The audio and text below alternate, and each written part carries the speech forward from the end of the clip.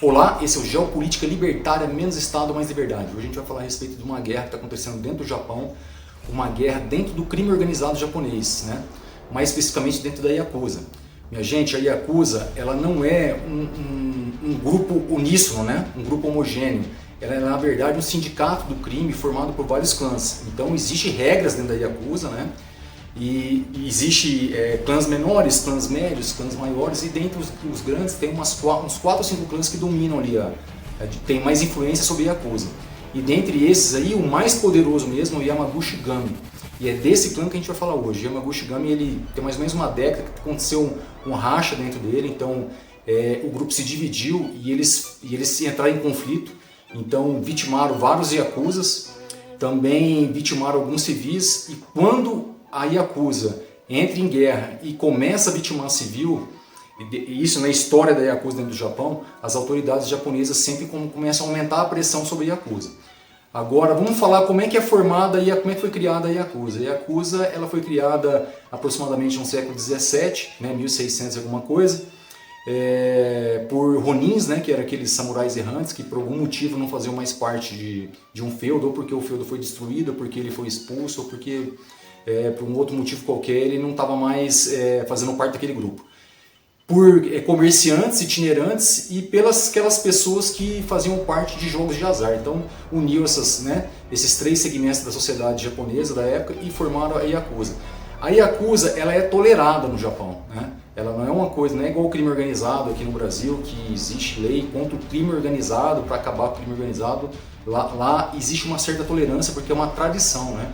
É uma tradição que veio de séculos antes mesmo da formação do Estado Nacional Japonês, então ela é tolerada. O auge dela foi ali na década de 70, começo de 80, foi o auge da Yakuza. Depois dali as autoridades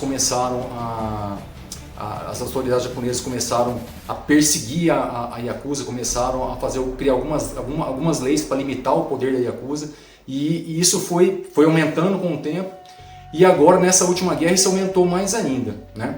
Ao ponto de 2 representantes desses 2 grupos, né, do Yamaguchi Gumi e do outro grupo agora que é dissidente do Yamaguchi Gumi, que teve a sua gênese dentro do primeiro grupo, foram até as autoridades japonesas para levar uma carta para falar que eles não vão mais dar trabalho na sociedade japonesa, que eles vão manter uma certa civilidade, que eles vão resolver o negócio deles dentro do grupo mesmo, sem que isso traga algum malefício para a sociedade japonesa.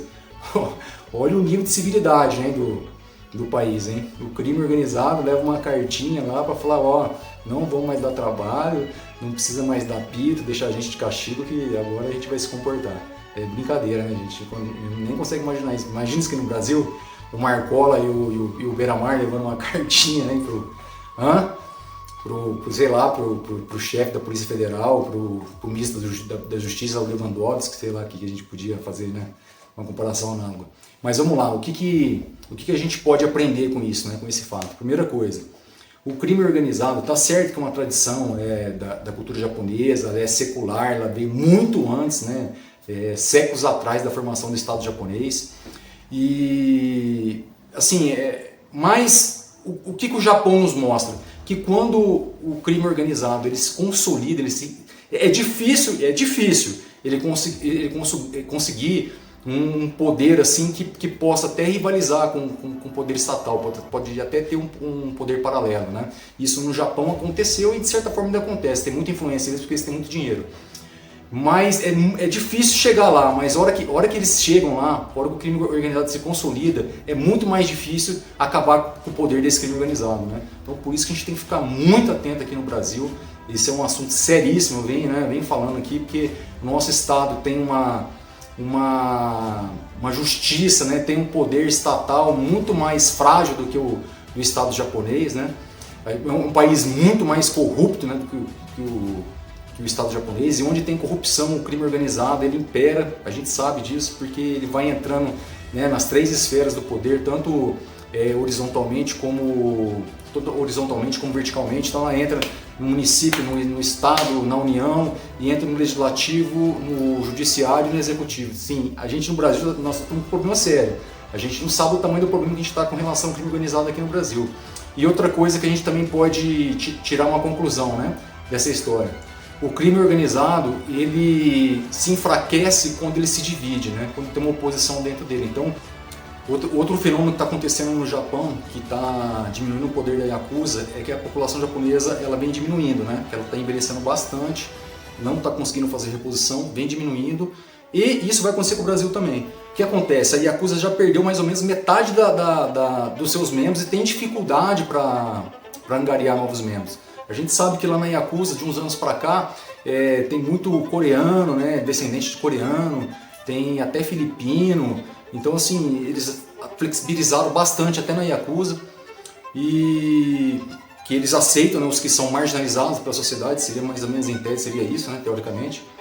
Mas aqui no Brasil isso também vai acontecer. A gente tem uma criminalidade muito alta hoje no Brasil, mas ela também tende a diminuir essa criminalidade de rua aí, porque a população vai envelhecendo e conforme a população vai envelhecendo, o crime é normal, o crime tende a ir diminuindo, porque quem comete crime, né, minha gente, mais ou menos, na maioria das vezes é aquela faixa etária mais jovem da sociedade, né?